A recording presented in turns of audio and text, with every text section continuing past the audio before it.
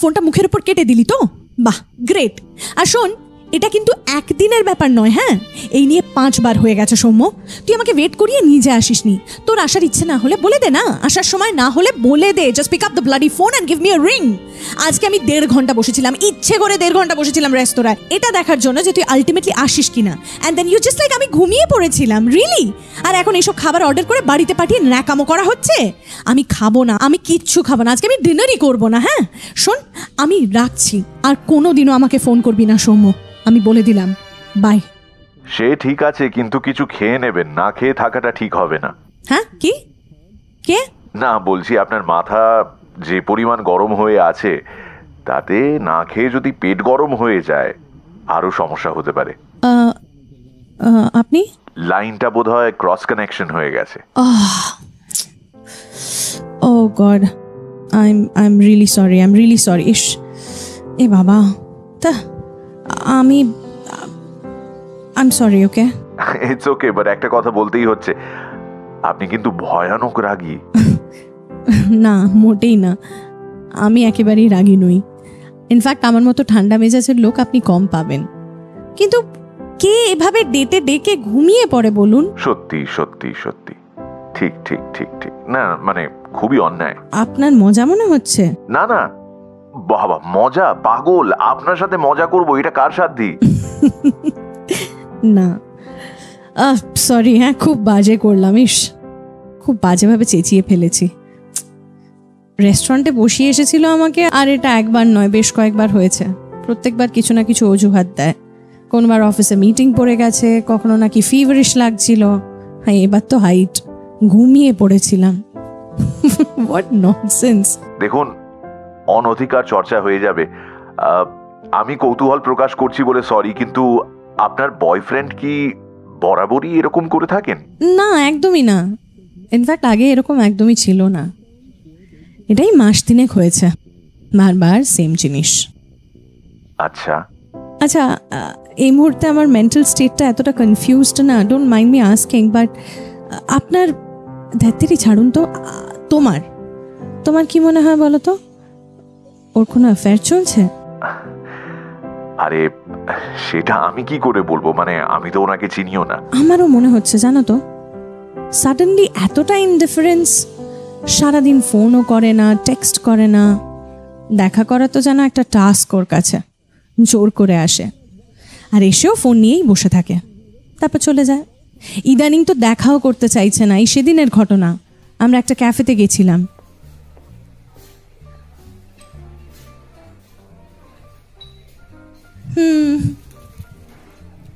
আজ ওয়েদারটা কি সুন্দর দেখ সৌম্য, মন ভালো হয়ে গেল। হ্যাঁ হ্যাঁ, ভালো ভালো। দূর বাবা, ফোনটা সরা না চোখের সামনে থেকে। দাঁড়া, একটা ইম্পর্টেন্ট অফিসিয়াল মেল করতে হচ্ছে, একটু দাঁড়া। তখন থেকে অফিসিয়াল মেল করে যাচ্ছিস, আশ্চর্য তো। এত বিজি তো আসলি কেন? এসে যদি ফোন নিয়ে বসে থাকবি তো। আমার কাজটা ইম্পর্টেন্ট, কিছু করার নেই আমার, সরি। সৌম্য, আমারও অনেক কাজ থাকে, ওকে? সারা সপ্তাহ আমিও কাজ করি। উইকে একটা দিন আমারও একটু রিল্যাক্স করতে লাগে, আনওয়াইন্ড করতে লাগে, আর সেটা আমি তোর সাথে। এই শোন, তোকে না কেউ আসতে বলেনি, তুই জোর করে বেরোবি করে এই ক্যাফেতে এলি। সে তো আমাদের কতদিন দেখা হয়নি বলেই আমি। এই শোন সৌম্য, তুই এরকম কেন করছিস বলতো? এই ভাই, আমার না ভাল লাগছে না, কানের কাছে চেঁচাস না তো। এই আমি না যাচ্ছি। দাদা, বিলটা। বুঝলাম, কিন্তু আপনি যে আমার সঙ্গে সব কথা শেয়ার করছেন, আপনার এত ব্যক্তিগত কথা। কি করব বলো? কাকে শেয়ার করব? বন্ধুরা তো। আমার বন্ধুদের কাছে আমরা একেবারে পারফেক্ট কাপল। ওদেরকে কিছু বললে it will be a big shock for them. তাহলে বাড়িতে কাউকে? বাবা, বাড়িতে আমার মা বাবার কাছে সৌম্য একেবারে যাকে বলে ওই কি জানো, হীরের টুকরো। হ্যাঁ, ওর ব্যাপারে কোনো কথা বলতে গেলে আমার বাবা মা আমারই দোষ দেখে। অত বড় চাকরি করে, কি রেসপন্সিবল, দায়িত্ববান। My foot. অনেক গল্প, ছাড়ো তো। আপনাদের অনেক দিনের সম্পর্ক? দূর বাবা। এই আই এম রিয়েলি সরি, আমি হয়তো বেশি curiosity. Yes, you should be sorry, কিন্তু কিউরিওসিটি দেখানোর জন্য না। এই তখন থেকে আপনি করার জন্য। I am feeling like a বুড়ি পিসিমা, ওকে? আচ্ছা বেশ, তোমার নাম কি? হ্যাঁ, এই 1 মিনিট। আমার নাম, ও হ্যাঁ সেটাই তো বলা হয়নি। আমার এই 1 মিনিট, হ্যাঁ একটা জরুরি মেল এসেছে। দেখি কি হয়েছে। ব্যাস, আবার নতুন একটা প্রজেক্ট। সরি, হ্যাঁ কি বলছিলে জানো? এই না না, তোমার ইম্পর্টেন্ট কাজ থাকলে করে নাও। আরে ছাড়ো তো, কাজ তো সারাক্ষণ লেগেই থাকবে, তুমি বলো। হ্যাঁ, আমি বলছিলাম তোমাদের অনেক দিনের সম্পর্ক। তা তো বটেই, 7 বছর, সেই কলেজ লাইফ থেকে একসাথে। I C. অ্যাকচুয়ালি আমাদের বিয়েও ঠিক হয়ে গেছে জানো, নেক্সট ইয়ার। বাবা মা তাহলে?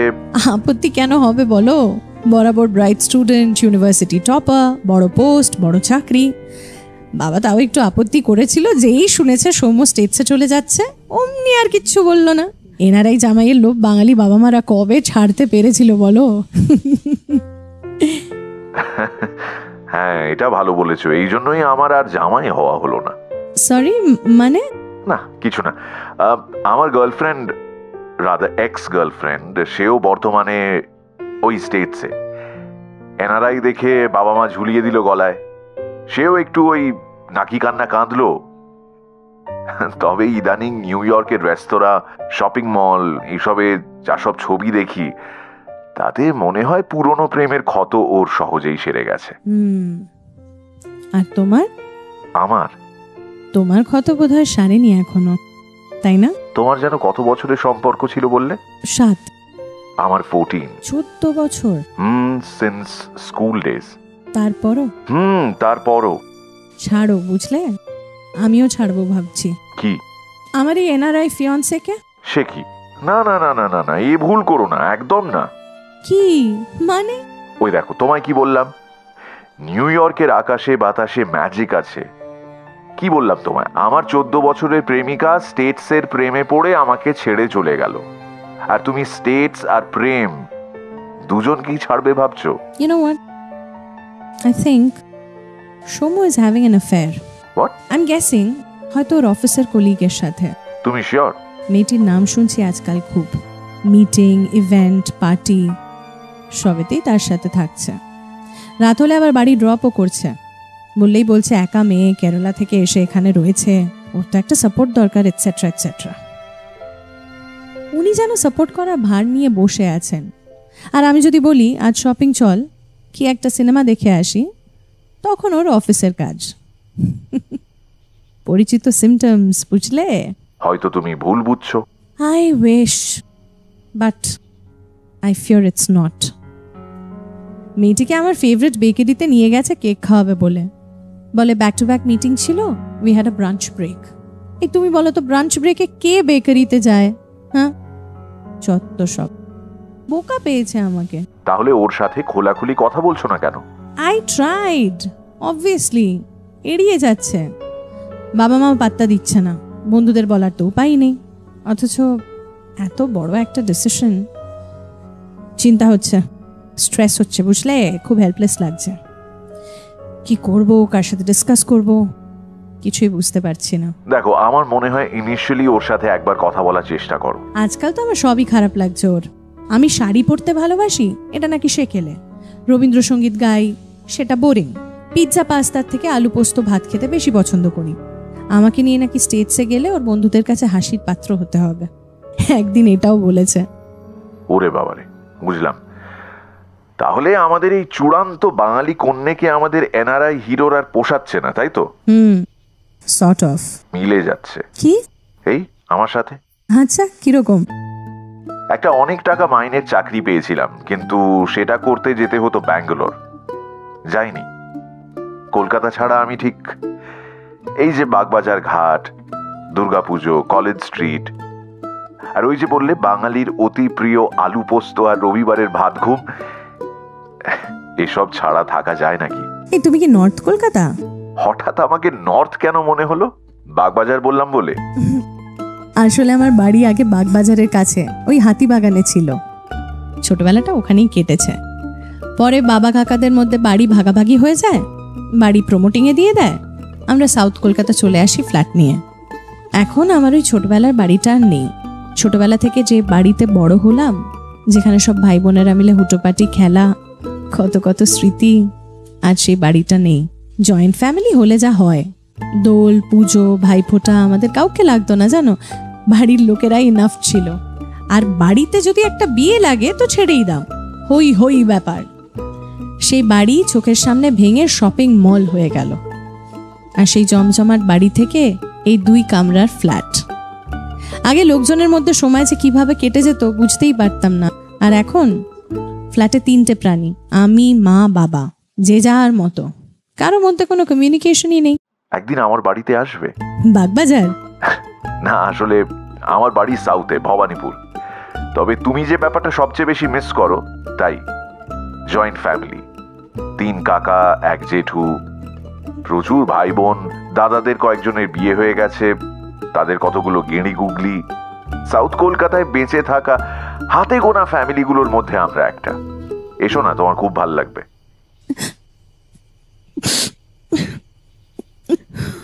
এ কি, তুমি কাঁদছো কেন?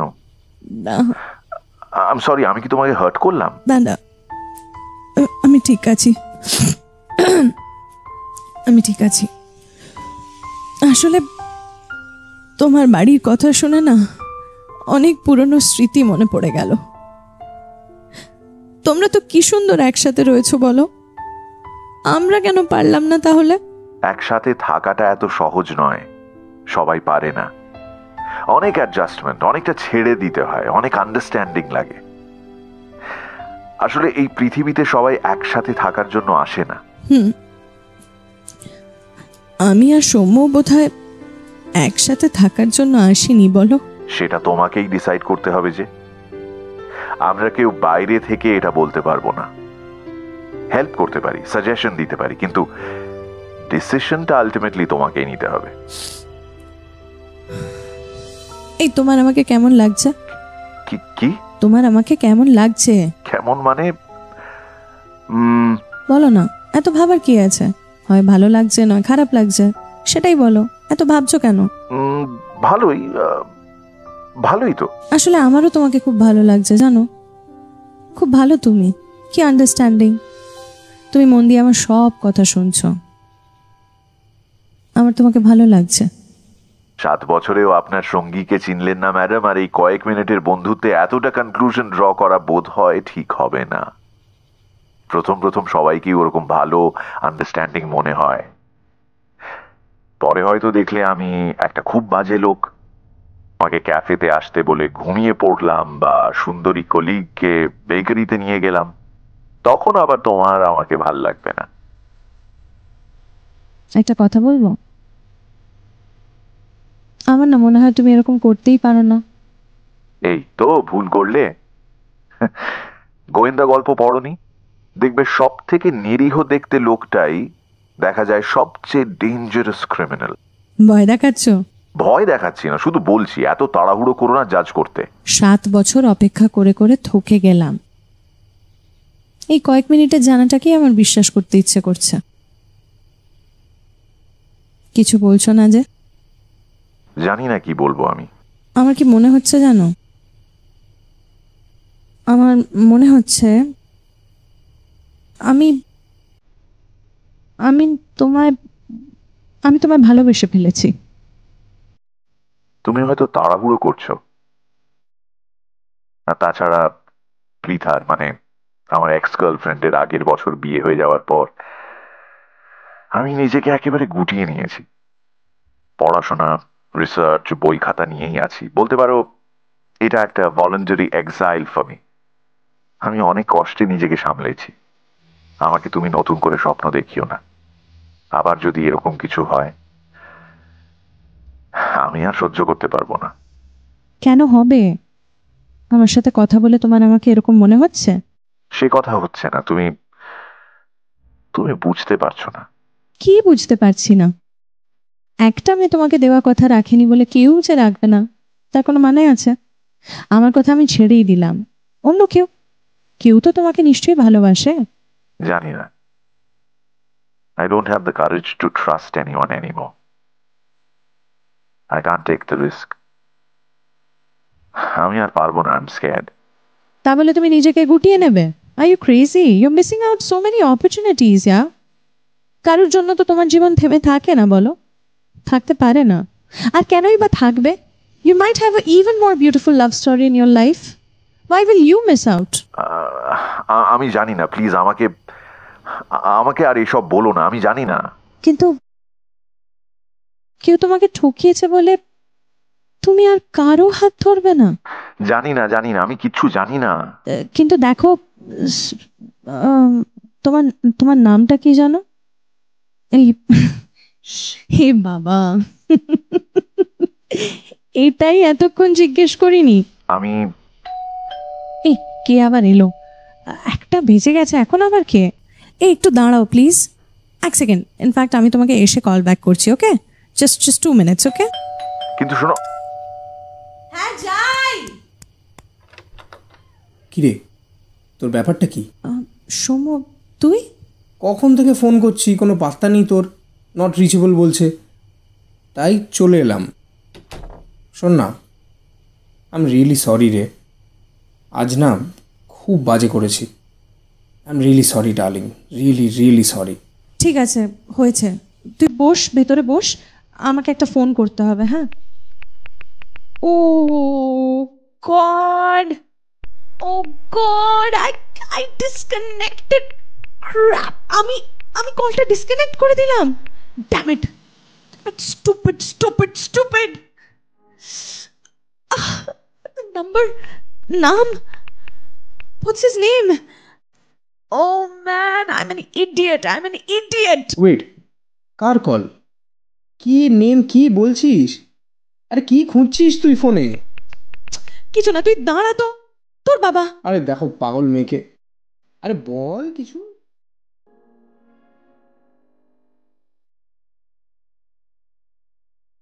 কি ভাবছেন? ঠিক ধরেছেন, ওরা দুজন হয়তো দুজনের খোঁজ আর কোনোদিনই পাবে না, কিন্তু এই রাতের কনভারসেশনটা সারা জীবন রয়ে যাবে একটা খুব প্রেশাস মেমরি হয়ে। কি জানেন তো, কিছু কিছু কথা, কিছু কিছু আলাপ মুহূর্তের হওয়াই ভালো। চিরজীবন একসাথে চলা সহজ কি?